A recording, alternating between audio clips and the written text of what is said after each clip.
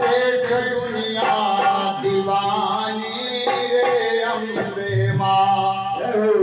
माँ के चरणों में शीश झुकाते हुए सब कोई प्रेम से इस भजन को गाएं, क्योंकि ये संसार, ये जीवन पूरा माँ के चरणों में सब दीवानी है, दीवाना है। ऐसा कोई नहीं हो जो कि माँ के चरणों को छोड़कर जाए और सुखी हो।